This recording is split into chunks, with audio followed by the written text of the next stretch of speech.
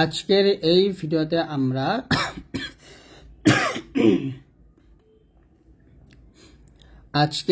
ভিডিওতে আমরা মাদ এর বিবরণ অর্থাৎ মাদ নিয়ে বিস্তারিত আলোচনা করব।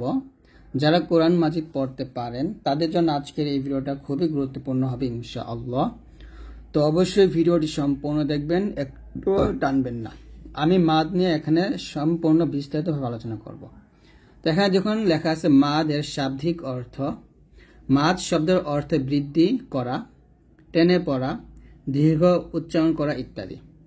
অর্থাৎ এখানে তিনটা অর্থ দেওয়া আছে। পারিভাষিক অর্থ হচ্ছে শ্বাস না ছেড়ে এক আলিফ হতে 4 আলিফ পর্যন্ত টেনে বা লম্বা সুরে তেলাওয়াত করাকে মাদ বলে। আর এক আলিফ মাদের পরিমাণ হলে একটি খোলা আঙ্গুলকে মধ্যম গতিতে বন্ধ করতে অথবা ওই গতিতে বন্ধ আঙ্গুলকে খুলতে যে পরিমাণ সময় লাগে। তো এটা একটু কঠিন নিয়ম, আমরা বুঝি না। মানে এই আঙ্গুলটা আমরা এরকম থাকবে, এরকম বন্ধ করতে আবার এরকম খুলতে যতটুকু সময় লাগে ওইটাই মূলত এক লিফ টানের একটা সময় দিছে। তো আপনারা এইভাবে মনে না রেখে আপনারা সবসময় এক লিফ টান 2 সেকেন্ড টানবেন। যেমন 1 2, এই যে এই পর্যন্ত টানবেন, 2 সেকেন্ড টানলে হবে। তো মাদের হরফ হলো 3টি, ওয়াও, আলিফ এবং হচ্ছে ইয়া। অর্থাৎ আলিফ, ওয়াও, ইয়া, এই 3টা হচ্ছে মাদের হরফ। বুঝতে পারছেন? আবার বলি, মাদের হরফ কয়টা? 2টা, আলিফ, ওয়াও, ইয়া। আলিফ, ওয়াও, ইয়া, এই 3টা হচ্ছে মাদের হরফ। তো মাদের গুরুত্ব আমরা একটু দেখি যে মাদ বা টানের স্থানে টান না দিলে, এমনই ভাবে টান না থাকার স্থানে টান দিলে পড়লে অনেক স্থানে অর্থে পরিবর্তিত হয়ে যায়, ফলে কোরআন পড়েও গুনাহের সম্ভাবনা থেকে যায়। অর্থাৎ এখানে বোঝানো হয়েছে যেখানে টান হবে সেখানে টান না দিলে, আর যেখানে টান হবে না সেখানে টান দিলে আপনার গুনাহ হতে পারে। ঠিক আছে? তো এই জন্য আপনাকে এগুলোটি সতর্ক হয়ে পড়তে হবে। সুতরাং মাদ সম্পর্কে সঠিক জ্ঞান অর্জন করতে হবে। সে অনুযায়ী কোরআন তেলাওয়াত করা একান্ত জরুরি। যেমন লা ইলাহা ইল্লাল্লাহু, এই বাক্যে লা কে টেনে পড়লে অর্থ হবে আল্লাহ ছাড়া কোনো মাহবুদ নেই। অথচ উক্ত বাক্যের লা কে টেনে না পড়লে অর্থ হবে অবশ্যই আল্লাহ ছাড়া অনেক মাহবুদ আছে। নাউজুবিল্লাহ। আপনি বুঝতে পারছেন? এই লাতে আমি 3 আলিফ টান দিই বা 1 লিফ টান দিই, যাই টান দিই তাহলে আমার অর্থটা ঠিক থাকবে। মানে টান দিতে হবে আপনাকে, এক কথায় টান দিলে আপনার অর্থ ঠিক থাকবে যে আল্লাহ ছাড়া কোনো মাহবুদ নেই। আর যদি আপনি টানটাই না দেন, যদি বলেন লা ইলাহা ইল্লাল্লাহ এরকম পড়েন, তাহলে অর্থ হবে আল্লাহ ছাড়া অবশ্যই, দেখুন এখানে লেখা আছে অবশ্যই, মানে জোর দিয়ে বলা হয়েছে অবশ্যই আল্লাহ ছাড়া অনেক মাহবুদ আছে। নাউজুবিল্লাহ। তো অনুরূপ আল্লাহু আকবার অর্থ হলো আল্লাহ মহান, কিন্তু এখানে আকবার এর বা বর্ণকে টেনে পড়লে, আকবার এরকম টেনে পড়লে অর্থ হবে আল্লাহ কি ঢল। তো এরকম একটা দেখুন, যেখানে বাতে টান নেই, যদি আপনি টান দেন আল্লাহু আকবার এরকম টান দিলে আল্লাহ ঢল হয়ে যাবে। তো এই জন্য আপনাদেরকে এই টানগুলো বুঝতে হবে। তো আমরা সবাই জানি হরকত উচ্চারণ তাড়াতাড়ি পড়তে হয়, এক জবর এক জের এক পেশকে হরকত বলে, হরকত উচ্চারণ তাড়াতাড়ি পড়তে হয়। আর মাদ হচ্ছে হরকত উচ্চারণ টেনে পড়াকে বলা হয়। তো এখানে আমরা মাদের প্রকার ভেদগুলো দেখবো একটু। মাদকে অনেকেই একাধিক ভাগে বিভক্ত করেছেন।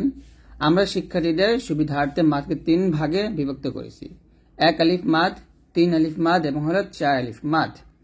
তো 1 আলিফ মাদের স্থান, 1 আলিফ মাদের 9টি স্থান যা নিম্নে আলোচনা করা হলো। অর্থাৎ 1 আলিফ মাদের আমরা 9টি স্থান দেখব। এক মানে আলিফ খালি ডানে জবর হলে 1 আলিফ পরিমাণ টেনে পড়তে হয়। যেমন এখানে জবরের পর খালি আলিফ, এরকম ভাবে জবরের পর খালি আলিফ আসলে আমরা 1 আলিফ পরিমাণ টেনে পড়বো। আর খাড়া জবর আসলেও 1 আলিফ পরিমাণ টেনে পড়বো। যেমন হামজা খাড়া জবর আ, বা আলিফ জবর বা, তা আলিফ জবর তা, সা আলিফ জবর সা, জিম আলিফ জবর জা, হা আলিফ জবর হা, খ আলিফ জবর খ, দাল আলিফ জবর দা, জাল আলিফ জবর জা, র আলিফ জবর র, জা আলিফ জবর জা, সিন আলিফ জবর সা, শিন আলিফ জবর শা, صاد আলিফ জবর স, ضاد আলিফ জবর ল, ত আলিফ জবর ত, ظ আলিফ জবর ظ, আইন আলিফ জবর আ, غين আলিফ জবর غ, ফা আলিফ জবর ফা, قاف আলিফ জবর ক, কাফ আলিফ জবর কা, লাম আলিফ জবর লা, মিম আলিফ জবর মা, নুন আলিফ জবর না, ওয়াও আলিফ জবর ওয়া, হা আলিফ জবর হা, হামজা আলিফ জবর আ, ইয়া আলিফ জবর ইয়া। তো এরকম ভাবে আপনাদেরকে সুন্দর করে পড়তে হবে, ঠিক আছে। এখানে দেখুন গুরুত্বপূর্ণ একটা নিয়ম, শাদীদা। শাদীদা হচ্ছে হামজা এর উপরে সাকিন হলে শক্ত করে পড়তে হয়, একে শাদীদা বলে। যেমন শিন হামজা যে শি তা পেশ তু, শি তু, মিম আলিফ জবর মা, শি তু মা, এই যেরকম শি তু মা।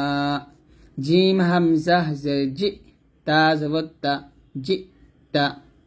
ফা জবর ফা, বা হামজা যে বি, ফা বি, সিন জবর সা, ফা বি সা, ফা বি সা। হামজা হামজা জের ই, তা জের তি, ই তিনা, নুন আলিফ জবর না কেন হবে ই তিনা। হামজা জাল জবর আজ, জাল হামজা জের জি, আযি, বা পেশ বু, আযি বু।